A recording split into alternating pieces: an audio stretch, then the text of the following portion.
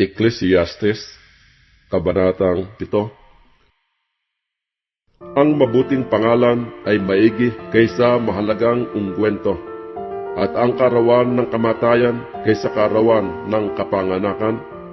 Maigi ang pasabahay ng tangisan kaysa bahay ng pistahan, sapagkat siyang wakas ng lahat ng mga tao at ilalagak ng may buhay sa kanyang puso. Kapanglawan ay maigi kaysa pagtawa, sapagkat sa kapanglawan ng muka ay sumasaya ang puso. Ang puso ng pantas ay nasa bahay ng tangisan, ngunit ang puso ng mangmang ay nasa bahay ng kasayahan. Maigi ang makinig ng saway ng pantas kaysa isang tao'y makinig ng awit ng mga mangmang, sapagkat kung paano ang lagitik ng mga tinik sa ilalim ng palyok, gayon ang tawa ng mangmang, ito may walang kabuluhan. Tunay na nagpapamangmang sa pantas ang pagkapighati, at ang suhol ay sumisira ng unawa.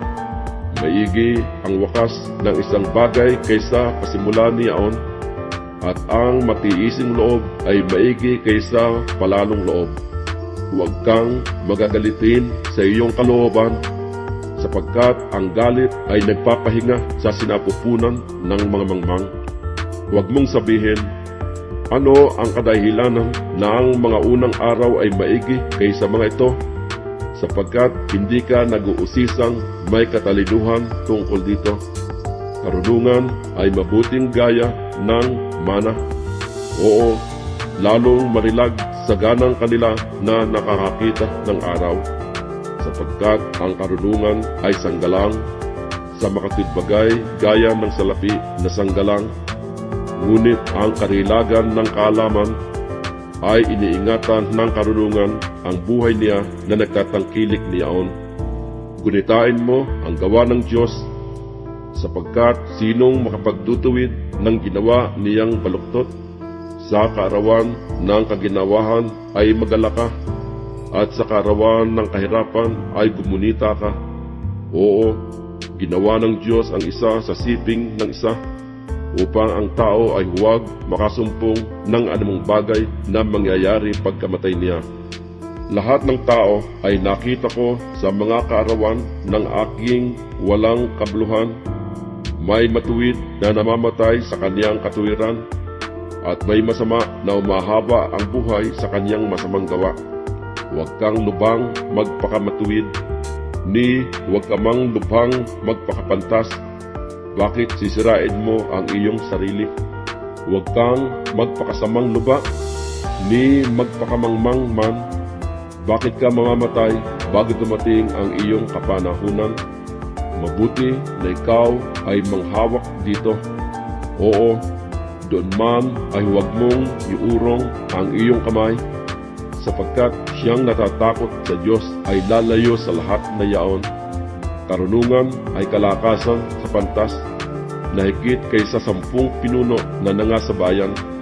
Tunay na walang matuwid sa lupa, na gumagawa ng mabuti at hindi nagkakasala. Huwag ka rin namang makinig sa lahat ng mga salita na sinasalita.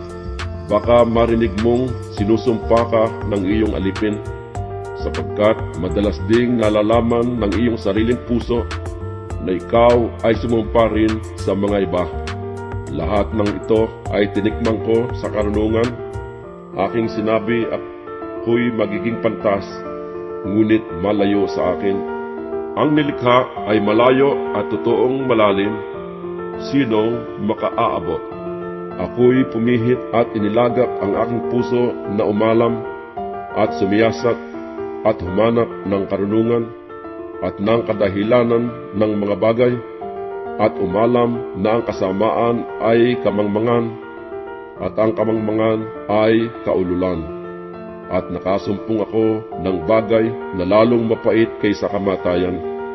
Sa makatwid bagay ang babae na ang puso ay mga silo at mga bitag, at ang kaniyang mga kamay ay gaya ng mga panali. Ang nalulugod sa Diyos ay tatakas sa Kanya, ngunit ang makasalanan ay makukuha niya.